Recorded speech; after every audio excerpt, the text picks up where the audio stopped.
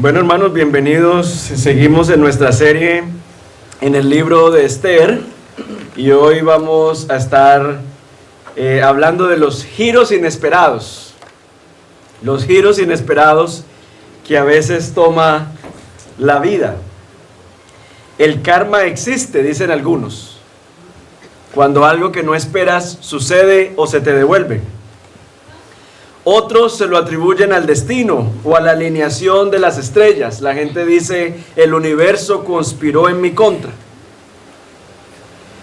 Al azar también se le asignan esas cosas que están fuera del control nuestro. A veces hablamos de que hay como una mano invisible cuando estamos pensando en situaciones que están fuera de nuestro control. Hay gente que vive la vida como si estuviese con su vida haciendo trading. Como puedo ganar, como que puedo perder.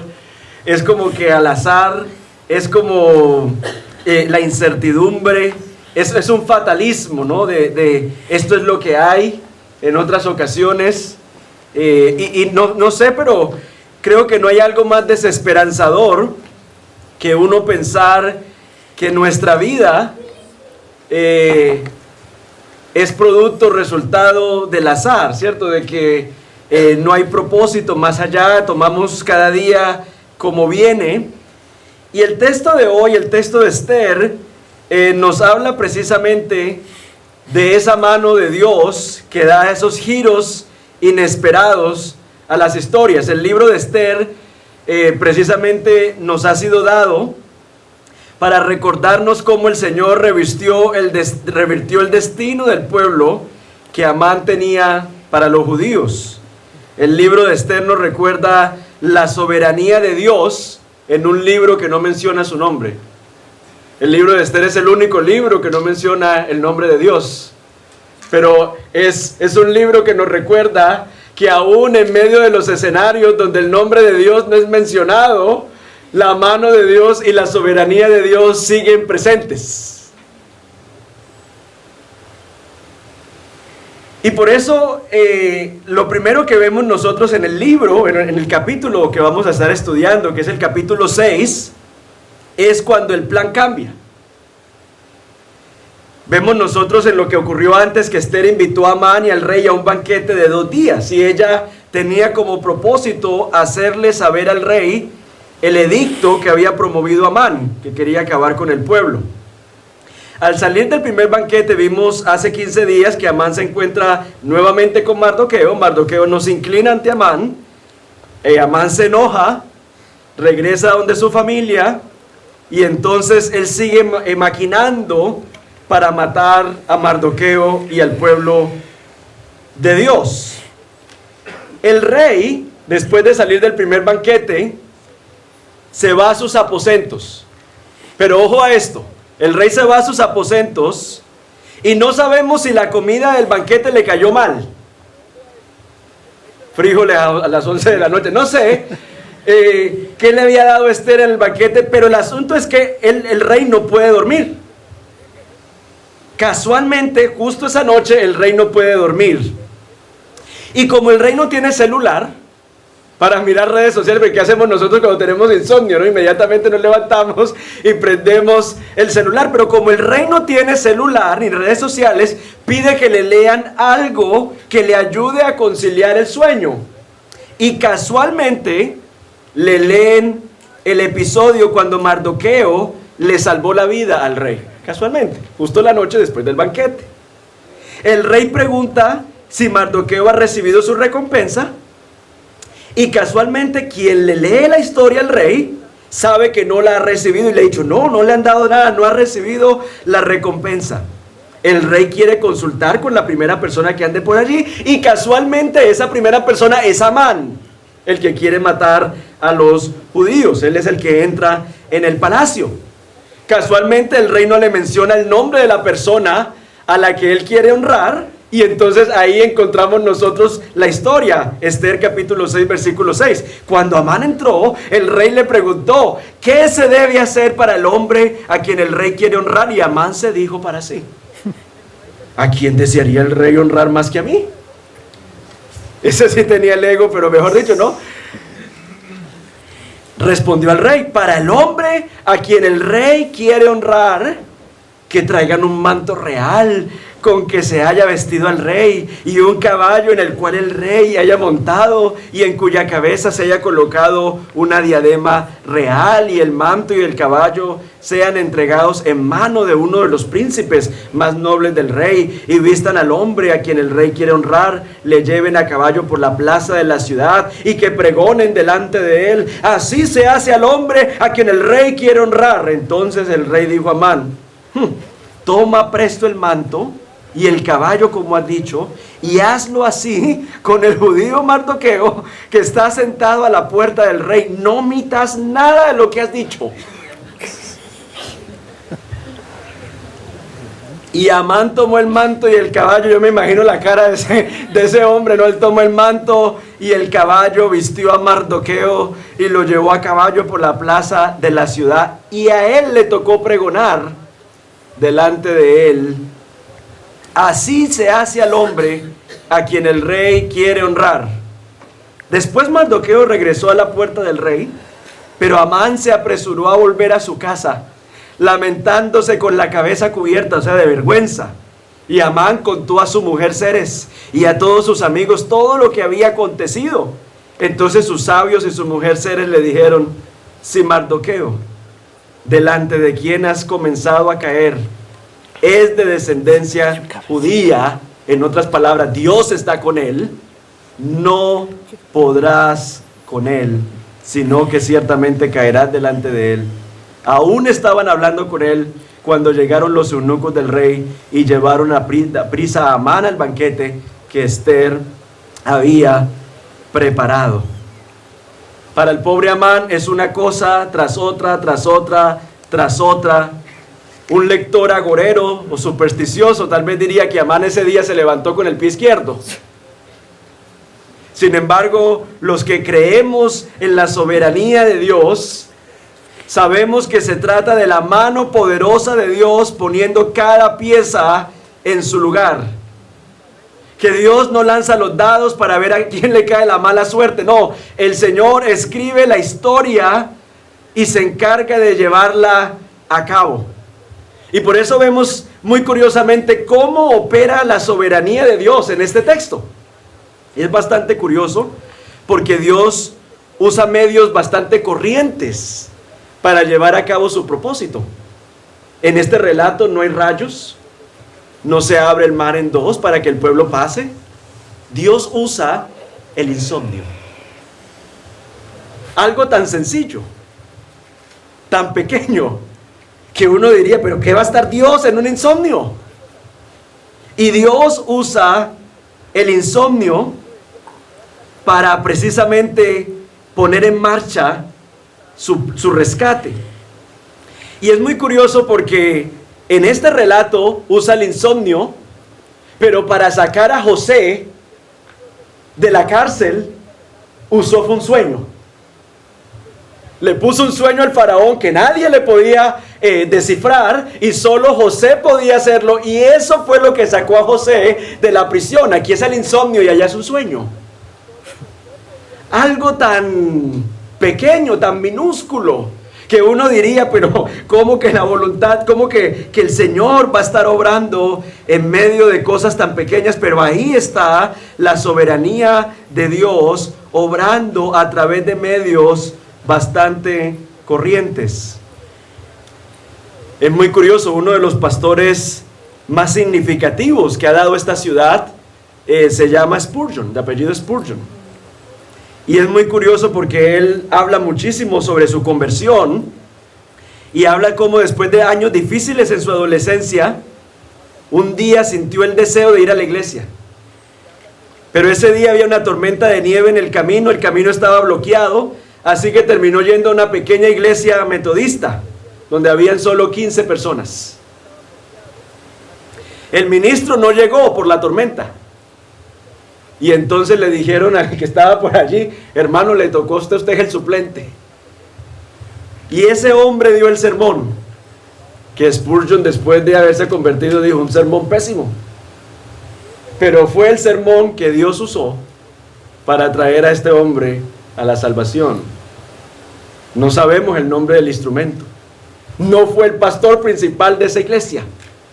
Pero Dios, el Dios soberano, sigue usando medios corrientes para llevar a cabo sus propósitos. Porque así de grande es la soberanía de Dios. Dios usa medios corrientes, como un sueño, como un insomnio, para poner en marcha sus planes. Pero también notemos nosotros que Dios usa instrumentos paganos. Su soberanía es tan grande que, por ejemplo, el rey Asuero no tiene ni 5 de temor a Dios en su corazón. Sin embargo, fue un instrumento efectivo de Dios para salvar a Mardoqueo y al pueblo. El faraón, un hombre pagano e idólatra, vio la gracia de Dios en José y lo puso al mando de su reino. Nos cuesta a veces pensar que Dios incluso usa a las personas que no tienen temor de Él para cumplir sus propósitos. Pero como dice la palabra, el corazón de los reyes está en las manos del Señor.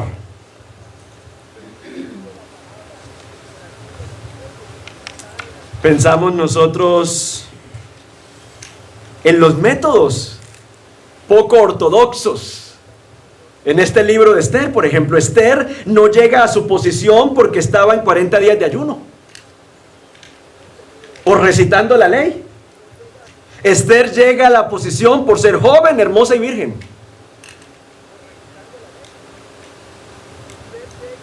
Llega a ser reina por ser la mujer más deseable del harén. Su belleza y sexualidad son esenciales para su papel en esta historia. O sea, Esther no es la típica mujer que se levanta por la noche, prepara comidas para el hogar, cuida a los niños. O sea, ese no es el relato que nos menciona en Esther. Esther es una mujer de hermosa apariencia que cae en medio de este sistema corrupto, pero la soberanía de Dios está obrando aún en medio de ese sistema corrupto para cumplir sus propósitos. La corrupción se la dejamos al sistema, pero lo bueno que sale de todo eso está porque Dios interviene aún en medio de la corrupción de este mundo en el que nosotros nos encontramos. Y es curioso porque tanto Esther como José son personajes muy atractivos físicamente. No olvidemos la historia de que la Catana, la esposa esa de Potifar, le echó el ojo al pelado. Dios, en medio de todo, usó estos personajes para cumplir sus propósitos. Porque la soberanía de Dios es así. Es tan grande la soberanía de Dios que usa medios ordinarios, cosas como un insomnio. Es tan grande la soberanía de Dios que usa aún la maldad de la gente, la perversidad de la gente para cumplir sus propósitos. Y por eso es que nosotros, número 2, tenemos que estar muy cuidadosos porque la ayuda puede estorbar. Esos giros inesperados de Dios nos dejan a nosotros en una posición de vulnerabilidad porque quedamos a expensas de lo que quieran hacer en nuestra vida y obviamente pues eso no nos gusta, ¿no? No nos gusta dejar que Dios nos sorprenda. Nos gusta tener todo bajo control. Si Dios se demora, hay que echarle una manito. O si Dios se demora, entonces voy a hacer así, así, así, porque es que en mi tiempo, hermano, Dios no tiene el mismo reloj suyo. Porque su reloj siempre está movido por sus necesidades. Y el reloj de Dios está movido por lo que a Él le da gloria, por lo que va conforme a su voluntad, con lo que va conforme a su propósito. Y el propósito suyo en la vida es que se le solucionen las cosas que están mal. Y el propósito de Dios en su vida es que usted crezca y su carácter sea formado conforme al carácter de Jesús. Y muchas veces la ayuda nuestra estorba. Esto no quiere decir que nosotros no estamos llamados a hacer nuestra parte. Ya en este texto, Esther y Mardoqueo han hecho su parte. Han ayunado. han estado Esther, los banquetes. O sea, cada uno ha sido diligente en hacer lo que ha tenido que hacer. Hermano, nuestro llamado es a ser diligentes en lo que tenemos que hacer, y luego de que hemos sido diligentes, dejemos las cosas en las manos de Dios para que no estorbemos en lo que el Señor quiere hacer. Moisés es un ejemplo de alguien que le quiso ayudar a Dios. Recordemos que Moisés vio que los egipcios estaban oprimiendo al pueblo, y ¿qué hizo él? Voy a matar de egipcio en egipcio. Mató a un egipcio. Él pensaría, cada día me cargo a uno y voy y lo entierro, y entonces pasado un año ya he vaciado. Y no, ese no era el propósito de Dios. A eso no, el Señor lo iba a hacer en un solo toque cuando pasaran por en medio del mar, incluyendo a todo el mundo. El Señor lo iba a hacer, pero Moisés pensó que de pronto, y no, eso estorba. Volvemos a la historia de Abraham y Sara. No, pues es que está complicado. Mi mujer ya no tiene la costumbre de las mujeres, ya no le viene la menstruación. Y yo soy un anciano que ya a los 90, o sea, ¿qué? Y en medio de todas esas limitaciones, pensando de que a Dios hay que ayudarle, lo que hicieron fue estorbar, pidiendo que viniera Agar. Y entonces tenemos a Ismael y la competencia entre el hijo de la promesa, que es Isaac, Ismael, y ahí tenemos el conflicto árabe-israelí que permanece hasta el día de hoy. Hermano, nuestro llamado es a ser diligentes, pero a veces nuestra ayuda estorba. Y las formas en las que intentamos ayudarle a Dios es porque olvidamos que Dios es soberano. Uno podría decir que tonto Moisés, que tonto Abraham y Sara, ¿no? Que tontos fueron. Pero eso nosotros lo decimos porque conocemos el final de la historia. Sabemos lo que al final de la historia iba a ocurrir, pero probablemente en su lugar nosotros haríamos lo mismo. O hacemos lo mismo. En nuestros afanes por resolver, nos endeudamos. Nos adelantamos a terminar o iniciar una relación. Nos adelantamos a dejar el trabajo. A aceptar un soborno para acelerar un proceso en la embajada. Somos tontos, igual que Abraham, Sara y Moisés, cada vez que tomamos el lugar de Dios y queremos dirigir nuestras vidas. Resulta en fracaso. Nada que hagamos que le quite el lugar a Dios va a resultar bien. Qué difícil, hermanos, es hacer lo que dice el Salmo 46:10. Estad quietos y conoced que yo soy Dios. Seré exaltado entre las naciones, enaltecido seré en la tierra. Qué difícil es ser diligentes, hacer nuestra parte y luego estar quietos para conocer que el Señor es Dios. Es curioso que en este pasaje Mardoqueo no habla, porque ya habló, ya movió, ya hizo la diligencia que tenía que hacer. Ahorita Mardoqueo y Esther esperan. Y es muy curioso que en este salmo, cuando dice estad quietos y conoced que yo soy Dios, miren ustedes cuál es el propósito del salmo. La razón por la que Dios interviene es para que Dios sea conocido y exaltado en la tierra cuando nosotros no hacemos nada. No, solo nos quedamos quietos y reconocemos que Él es Dios. A diferencia de lo que nosotros pensamos, hermanos, Dios no necesita de nuestra ayuda para ejecutar sus planes. Y Él por su gracia nos permite que participemos, pero es una participación limitada en sus propósitos. En nuestra arrogancia pensamos que nuestros planes son mejores que los suyos. Pensamos que nuestras ideas son más fabulosas que las suyas. No es solo mirar el Edén, ¿no? Adán y Eva pensaron que vivir independientes de Dios era mucho más cool que vivir bajo los parámetros de Dios, bajo los principios de Dios, bajo el diseño de Dios, bajo la voluntad de Dios. Y miremos cómo todo esto ha desencadenado el mundo en el que nosotros vivimos. Nosotros no vivimos en un mundo como en el que estamos solo por culpa de Adán y Eva. Es que Adán y Eva nos representan a nosotros. Nosotros todos hemos escogido vivir conforme a nuestra propia sabiduría. Nosotros todos le hemos dado la espalda al diseño de Dios, a los principios de Dios, a la voluntad de Dios, y por eso es que nosotros somos participantes del desastre y del caos que hay también en este mundo. O sea, el mundo en el que nosotros estamos está en el caos que está porque es el resultado, el cúmulo, la suma del pecado de todos los habitantes juntos. Y la única forma en la que el mundo es restaurado es cuando cada uno de nosotros pierde la cabeza. Ya no es que cada cabeza es un mundo, sino que cada uno de nosotros pierde la cabeza y decide que Cristo sea su cabeza en estos momentos. Y por eso la iglesia es una comunidad descabezada. Porque todos tenemos la misma cabeza, que es el Señor. Estamos sometidos al Señor. Vivimos bajo la voluntad del Señor, para la gloria del Señor. Y cuando eso ocurre, la sociedad es restaurada.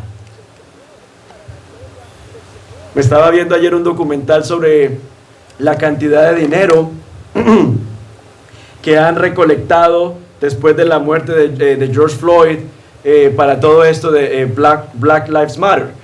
Y muy interesante, como 90 millones de dólares recogieron, y vayan a ver en qué se ha gastado esa plata. La plata no ha llegado a la vida de ningún negro.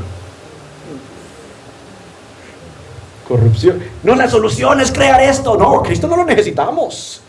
Lo que necesita la sociedad es Black Lives Matter. Vayan a ver en qué se han gastado la plata. Es gente que ha vivido bajo presión, oportunistas, y entonces a comprar mansiones para los mismos promotores de las cosas. Y esa es la solución que busca la sociedad. Por eso estoy convencido de que la restauración del mundo en el que nosotros vivimos viene cuando nosotros estamos descabezados y nos sometemos a Cristo, que es la única cabeza. Eso es lo único que restaura la sociedad en la que nosotros vivimos. La causa es buena la causa. Es necesario defender la vida, claro. La vida de los negros, de los blancos, de los amarillos. Toda vida vale. Y es importante porque ha sido hecha la imagen de Dios. Pero lo que pasa es que nosotros somos corruptos. Somos oportunistas. Y por eso necesitamos, es que sea Él, el Señor, el que le ponga orden, dirección al mundo que Él mismo ha creado. Vivimos en medio de nuestros planes, que en ocasiones lamentablemente lo único que hacen es estorbar en los propósitos que el Señor quiere hacer. Entonces hemos visto en este texto que Dios le da un giro, la soberanía de Dios le da un giro a la historia. Hemos visto que a veces la ayuda nuestra estorba cuando Dios está haciendo lo que quiere hacer. Y vamos a ver entonces como último punto, cuando el fracaso triunfa. Porque muchas veces los planes de Dios, la manera en la que Dios está obrando, pareciera ser un fracaso. A los ojos humanos, según la sabiduría humana, a veces los planes de Dios parecen ser un fracaso, porque de forma casi inesperada y casi increíble, Dios interviene para frustrar los mejores planes. Yo les pregunto, ¿qué podría salir mal en el plan de Amán? Nada. Él es el segundo al mando, tiene el poder, tiene el favor del rey. Nada podría salir mal en el plan de Amán, excepto que Amán no contaba con que Dios era soberano y estaba con su pueblo. Pero en ese plan no podría fracasar. Ya el rey estaba convencido de matar a los judíos. ¿Qué más daba pedirle ahora otras cosas? Pero con lo que Amán no contaba era con Proverbios 16:9, cuando dice: el hombre hace planes, pero es el Señor el que dirige sus pasos.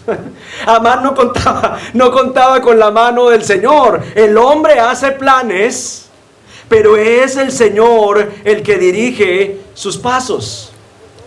Hermanos, y la cruz parecía ser el lugar más inesperado en el que vida y triunfo podría salir. La cruz representaba fracaso. La cruz representaba vergüenza. En el plano humano, los líderes religiosos lo vieron colgado en la cruz y se frotaron las manos y dijeron: hemos erradicado a este blasfemo de en medio de nosotros.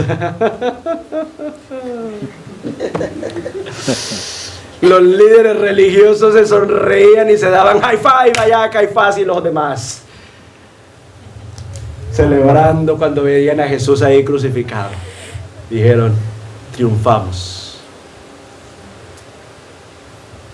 Desde el punto de vista de las fuerzas espirituales, también dijeron: triunfamos, porque es que el diablo no es omnisciente. Él no lo sabe todo. Él ve el nacimiento de Jesús. Por eso en Colosenses, Pablo habla de un pasaje donde dice que los mismos ángeles están viendo cómo Dios interactúa con nosotros para aprender más sobre la soberanía y la obra de Dios. O sea, los ángeles no son omniscientes, esos son atributos de Dios. Satanás ve que el Hijo de Dios entra en escena. ¿Y aquí qué pasó? Va y lo tienta a ver si de pronto lo desvía del propósito, y si entiende un poquito más, a ver si Jesús se le suelta y entiende un poquito más del plan de Dios. Y Jesús le dice: solo a Dios adorarás. Escrito está, escrito está, escrito está. No saca nada del plan. Luego, a través de Pedro, intenta que no vaya a la cruz. Pero luego dice el texto que Satanás entró en Judas para precipitar la entrega de Jesús.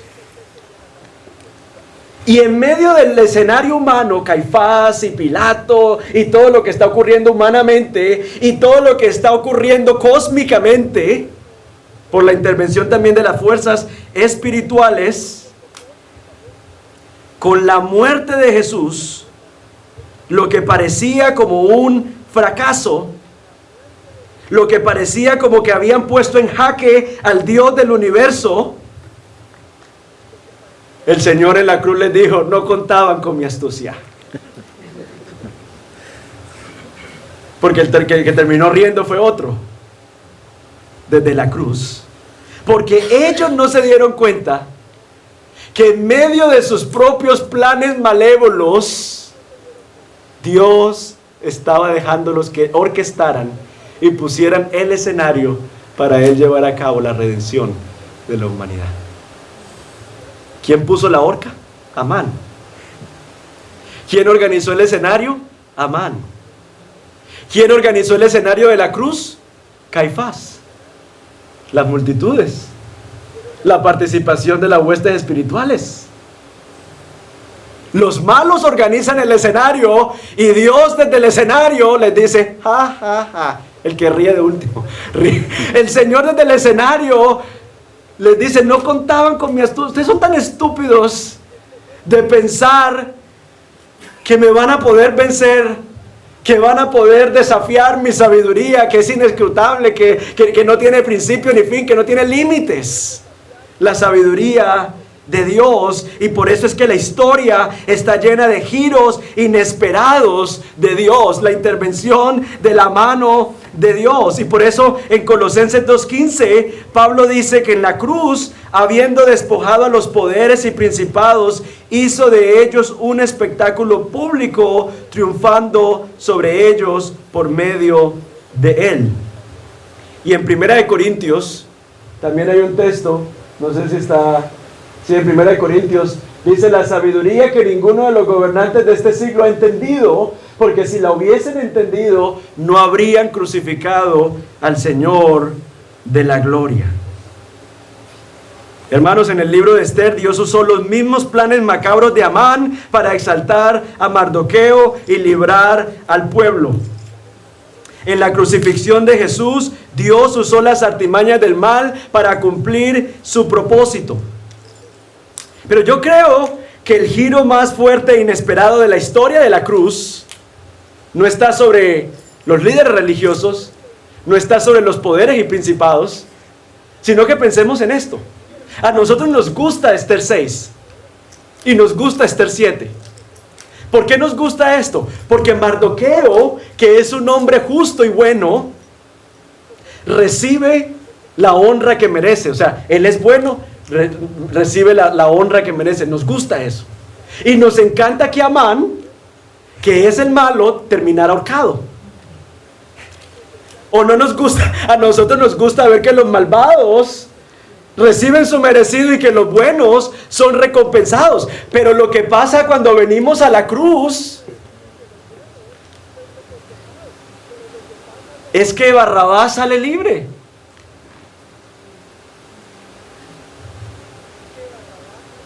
Es que Mardoqueo termina crucificado. O sea, el bueno, no sé si me entienden, el bueno, cuando llegamos a la historia, lo que vemos en Esther 6 y 7 toma un revés. Porque el bueno termina crucificado.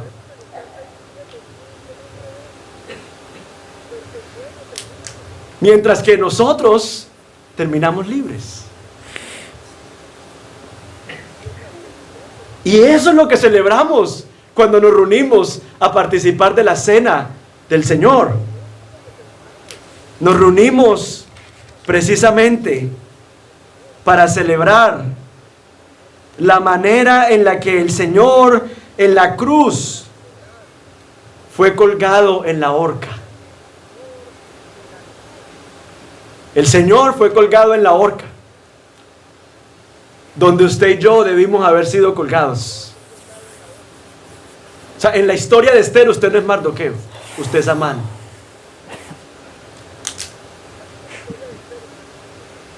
Porque la paga del pecado es muerte. Y nosotros, frente a la santidad y la justicia de Dios, merecemos la horca.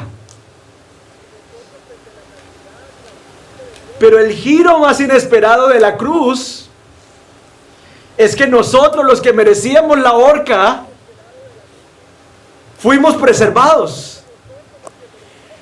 Y el que no merecía la horca, que fue nuestro Señor, terminó crucificado. Hubo un maravilloso intercambio, un giro inesperado en la cruz. Por eso a ellos no les cabía en la cabeza, porque el crucificado era señal de que estaba bajo la maldición de Dios. Maldito aquel que es colgado en un madero. Y por eso los judíos decían, ¿cómo este va a ser? ¿Cómo este va a ser el Mesías esperado si está crucificado? Maldito aquel que es colgado en un madero. Pero ¿sabes por qué Jesús murió colgado en un madero bajo la maldición de Dios? Porque estaba tomando nuestro lugar.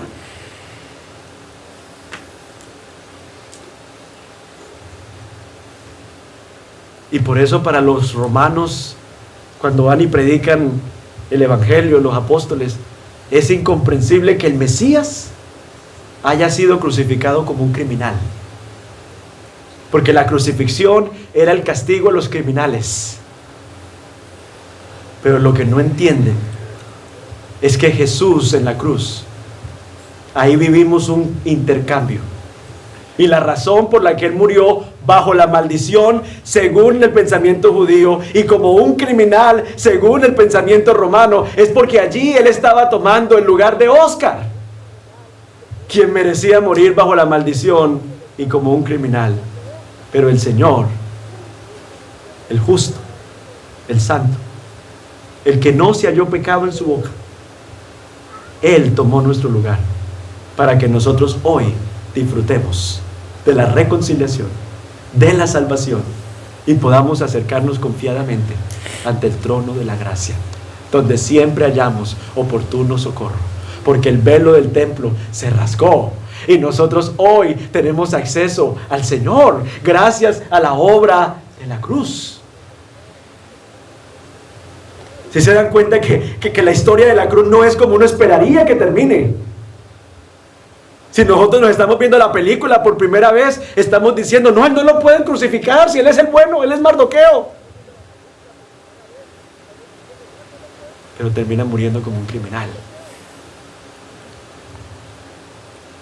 Por nosotros. Y ahí nos dio la redención.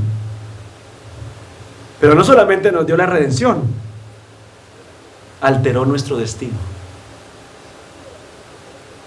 Alteró nuestro destino eterno. No es que Mardoqueo, así como en Esther, que fueron preservados de la muerte física, no, alteró nuestro destino eterno, le dio un giro a nuestro destino eterno, la muerte de Jesús. Por eso Pablo en 1 Corintios 15:55 grita, ¿dónde está, oh muerte, tu victoria? ¿Dónde, oh sepulcro, tu aguijón?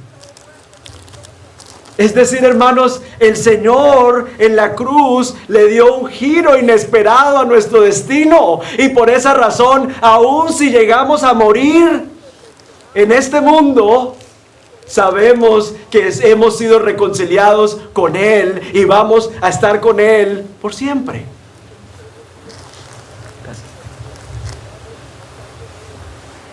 ¿Dónde está, oh muerte, tu victoria? ¿Dónde está, oh sepulcro, tu aguijón? O como dice Mateo 10:28, no temáis a los que matan al cuerpo, pero no pueden matar el alma. Más bien, temed a aquel que puede hacer perecer tanto el alma como el cuerpo en el infierno. En otras palabras, no temas a lo que te pueda hacer el hombre, a lo que puedan hacer con este cuerpo, porque este cuerpo, gracias a la victoria de Jesús, va a ser resucitado en un cuerpo glorificado.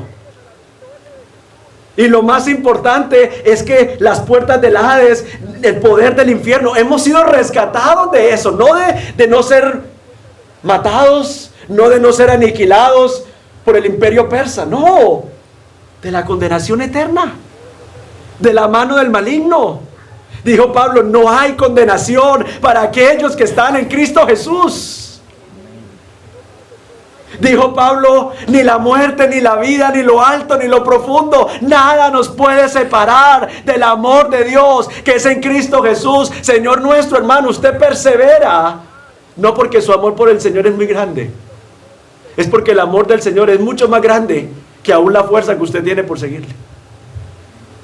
Y por eso cuando usted está desanimado y no quiere continuar más, viene el Señor con su gracia y con su aliento y lo impulsa para que usted dé el siguiente paso. Pero hermano, ¿sabe por qué pasa eso? Porque en la cruz hubo un giro a nuestra historia. Y nosotros hoy disfrutamos de que la muerte, el diablo, han perdido su poder sobre nosotros. Que ahora estamos en Cristo Jesús.